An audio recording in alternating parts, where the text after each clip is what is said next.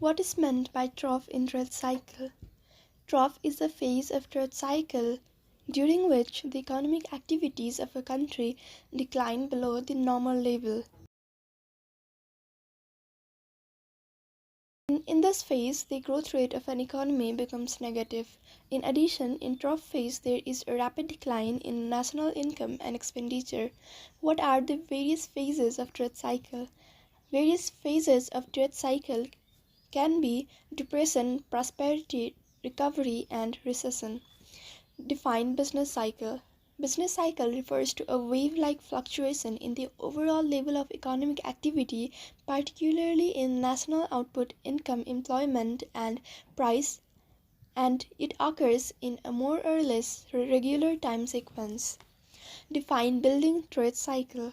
The cycle that occurs in the construction of building is known as building cycle. It is of 18 years duration in average. Explain two features of business cycle. Two features of business cycle are as follows. Number one, wave-like movement. A trade cycle is a wave-like movement. It is characterized by alternation of expansion and contraction. Number two, recurrent in nature. A trade cycle is rhythmic and recurrent in nature. It means that it is repetitive. Prosperity is followed by depression, and depression is again followed by prosperity. Write four effects of depression phase of trade cycle.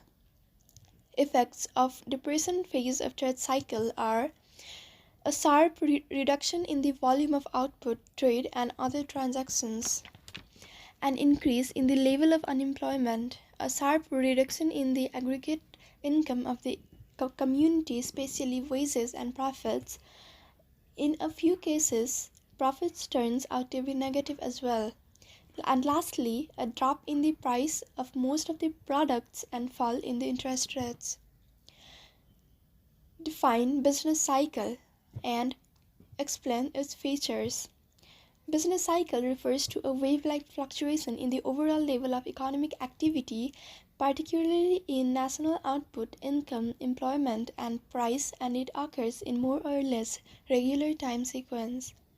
A trade cycle is caused by disturbances in aggregate demand and aggregate supply, but all kinds of economic changes cannot be termed as trade cycle. Only the regular and continuous change in come under the trade cycle. Thus, the state of trade cycle is fluctuating. So, the main feature of trade cycle can be explained as number one, wave-like movement. A trade cycle is a wave-like movement. It is characterized by alternation of expansion and contraction. Number two is recurrent in nature. A trade cycle is rhythmic and recurrent in nature. It means that it is repetitive.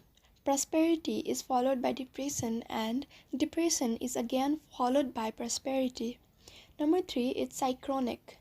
A trade cycle is synchronic, which means that the cyclical fluctuations start in one sector and it spreads to other sectors. Number four is cumulative or self-reinforcing. A trade cycle is cumulative and self-reinforcing in nature. It feeds on itself and creates further movement in the same direction. Number five, non-identical.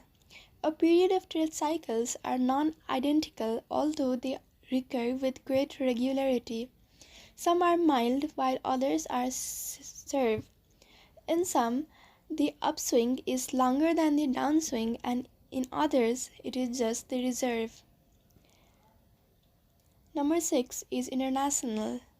The nature of business cycle becomes international, although the international trade booms and depression in one country are transmitted to other country, hence its effects may be felt throughout the world. Number seven is self-generating forces. A trade cycle contains self-generating forces that is, it can be terminated the period of prosperity and start depression. Thus, there cannot be either an indefinite depression or an eternal prosperity. Explain the depression phase of trade cycle. The depression phase of trade cycle is the first phase of trade cycle. It is a protracted period in which business activity is far below the normal level and it is extremely low. In this period, there is considerable reduction in the production of goods and services, in income, employment, demand, and prices due to the idle resource and capacity. Depression phase of trade cycle is characterized by Number 1. A sharp reduction in the volume of output, trade, and other transactions. Number 2. An increase in the level of unemployment. Number 3. A sharp reduction in the aggregate income of the community, especially wages and profits. In a few cases, profits turns out to be negative. Number 4. A drop in price of the most of the products and fall in interest rates. Number 5. A steep decline in consumption expenditure and fall in the level of aggregate effective demand. Number 6 can be a decline in marginal efficiency of capital and hence the volume of investment. Number 7, absence of incentives for production as the market has become dull. Number 8, a low demand for loanable funds, surplus cash balances with banks, leading to a contraction in the creation of bank credit. Number 9, a high rate of business failures. During depression, all construction activities come to a more or less halting stage. Capital goods industries suffers more than the consumer goods industry. Since cost is sticky and does not fall as rapidly as price, the producers suffer heavy loss. Prices of agricultural goods falls rapidly than the industrial goods. During this phase, purchasing power of money is very high, but the general purchasing power of the community is very low. Thus, the aggregate level of economic activity reaches its rock-down bottom position. It is the stage of trough.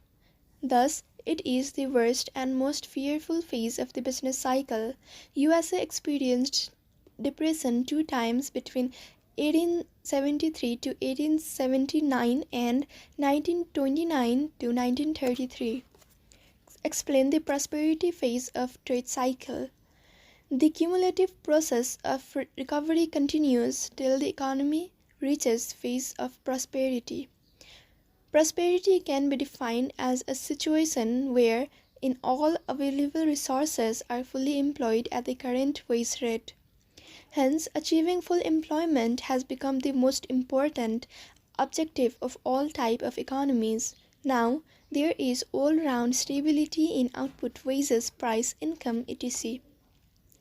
Prosperity phase of trade cycle is characterized by Number 1, a high level of output, income, employment and trade.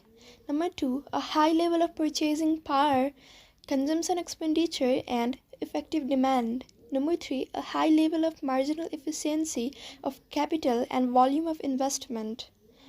Number 4, a period of mild inflation sets in, leading to a feeling of optimism among the businessmen and industrialists.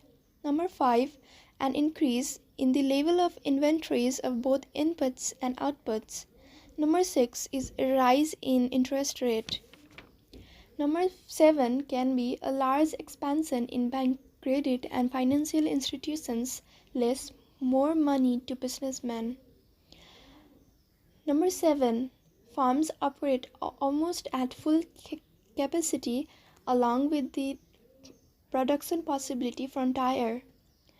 Number 9, share markets give handsome gains to investors as dividends and share prices go up.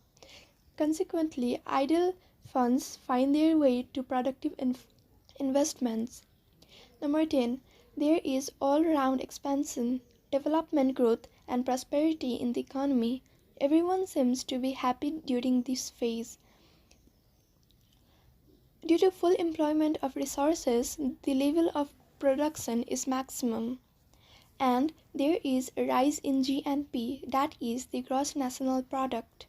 Due to high level of it, it causes a rise in price and profit. there is an upswing in the economic activity and the economy reaches at its peak. This is called as a boom period. The USA experienced the longest period of prosperity between 1923 to 1929 AD. Suggest measures to control the trade cycle. Economic fluctuations of trade cycle, in fact, are unavoidable. There are no single measures that can work as panacea to control over the severity of trade cycle.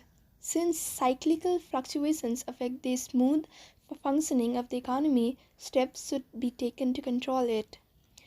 The measures to control trade cycle are as follows. Number 1, fiscal measures. During the period of boom, governments should decrease the public expenditures, increases in taxes, and increase in public debt. On the other hand, during the period of depression, governments should adopt the policy of increase in public expenditure, decrease in taxes, and decrease in public debt. Number 2, monetary measures.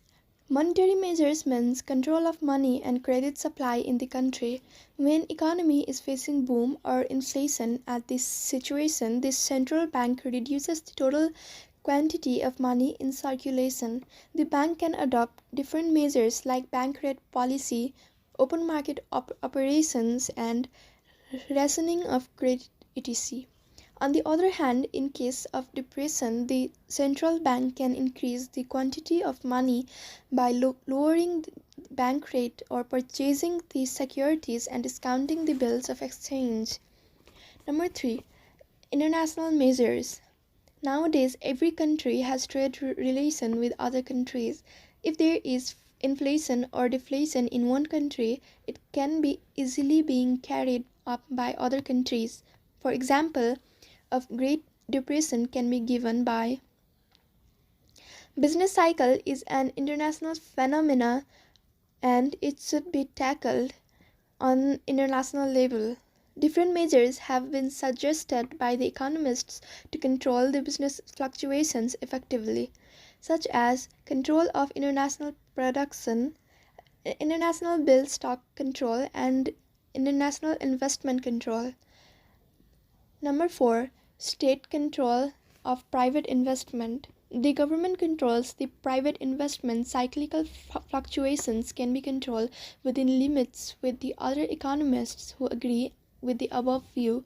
They say that the private investment will be discouraged, but J.M. Keynes says that if we adopt the middle way, we can control the fluctuations. In fact, these are some possible measures to control or mitigate the severity of depression, but there is not such a panacea which could totally solve the economic crisis within a short period of time.